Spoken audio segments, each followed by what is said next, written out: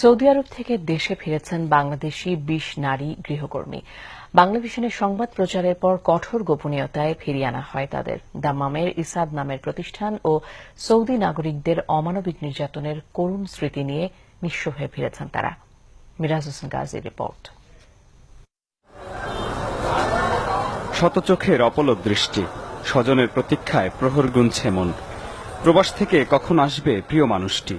তবে বিমানবন্দরের এই একই জায়গায় আবার ভিন্ন চিত্র রয়েছে, যার মূল চরিত্রে রূপবাহার বেগম। তার চোখে কোনো আশা নেই, কেউ নেই তার প্রতীক্ষায়ও। গৃহকর্মীর ভিসায় সৌদি আরবে গিয়েছিলেন ভাগ্য ফেরাতে। ফিরেছেন তিনি, ফেরেনি ভাগ্য, বরং সব হারিয়ে হয়েছেন নিঃস্ব।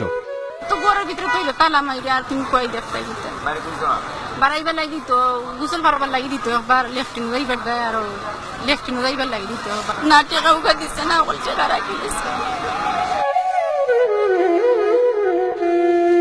স্বামী অসুস্থ, ঘরে 5 সন্তান, তাই বাধ্য হয়ে গিয়েছিলেন মরুভূমির দেশে। 3 মাস কাজ করে পাননি একটি টাকাও। গ্রামের বাড়ি সিলেটে যাওয়ার ভাড়াটুকু নেই তার কাছে।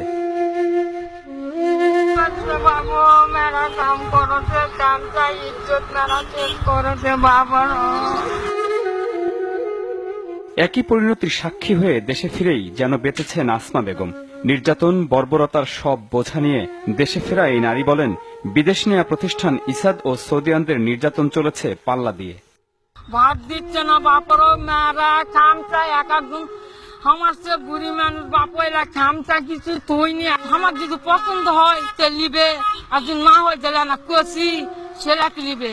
3 মাসকে বেতন আটকাছে, কলজা থাকবে না, বাপা সব কেন্দা খুন হয়ে যাচ্ছে।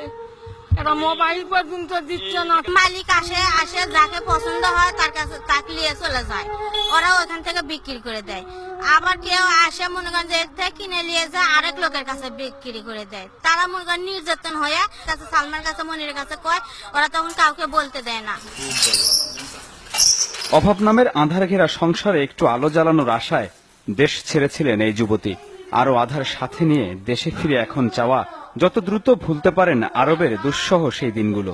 কাজে গেলে কয় মানে তো টিয়াদা কিনাছি মানে খারাপ মানে চায় তাকায়, আমরা মানে দেই না দেখে মানে আঙ্গুর মায়ের জোর করে হাত পা বান্ধা রাখে, মানে কয় কাই তো ফুলুসদা কিনাছি। কোনো মেয়ে যে বাংলাদেশ বাঙালি মা বোনেরা ভিক্ষা করে খামু, তাও যে সৌদি আরব না যায়।